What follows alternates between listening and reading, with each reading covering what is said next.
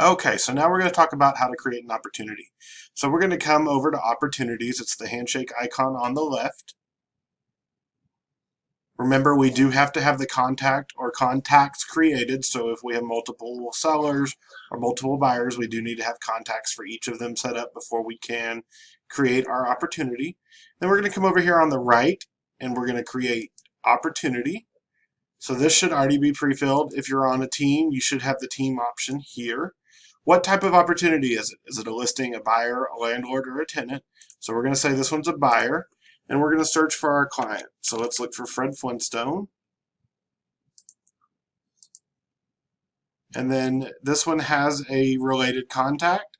If we didn't, we could still find it by searching for another contact, and we could then add them there. What are you going to name the opportunity? So if you have a specific property address that you want to use, or you can leave it as the default, it's going to be last name dash whatever type it was. If you wanted to add any tags, probably don't have a close date yet. And then what type of time frame are you? So with buyers, this could be as soon as you have the buyer rep signed. So you may be 3 months out, you may be 1 month out, 6 months out, whatever that time frame is. And then what is their budget going to be? Well, we all know that Barney has lots of ruples, or Fred, so we're going to say he's buying $1 million house when it's going to be a 3% commission. Where are we in the process? So are we in cultivating? So we're really working on getting him as a client. Do we have an appointment to meet with him? Or are we actively looking? So let's say for this one, we're actively looking and we are currently showing. All of these are editable, so you may have different ones depending on how you've set up your opportunities. But then all we do is click Create Opportunity. It's going to take us into here so we can add things like a description. We can go in and give it more data if we want to. It's going to show us what our potential commission is based on those two numbers. So now let's go back to our sales pipeline.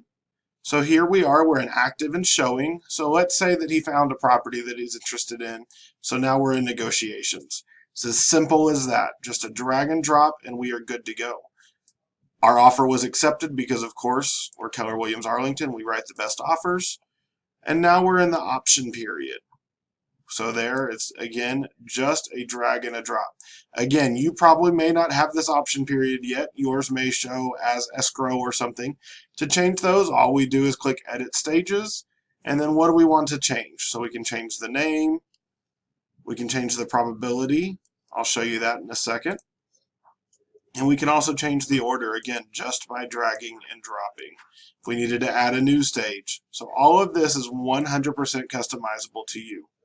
What was that percentage there? So that percentage is going to give us the difference between our probable income and our potential. So our potential income says if everything in our pipeline, so let's go back in here and let's drop Mr. Flintstone back into cultivate. So we'll notice that our probable income dropped down drastically. It dropped all the way down to 29,000. Our potential, though, remained at 52.5. So that's going to be everything in here. These numbers here correspond. So the further along that we get, the more likely that deal is to close, and the more likely we are to get a commission on it. So that is your difference between your probable income and your potential income. As always, if you have any questions, don't hesitate. Look forward to helping you out, and we'll talk soon.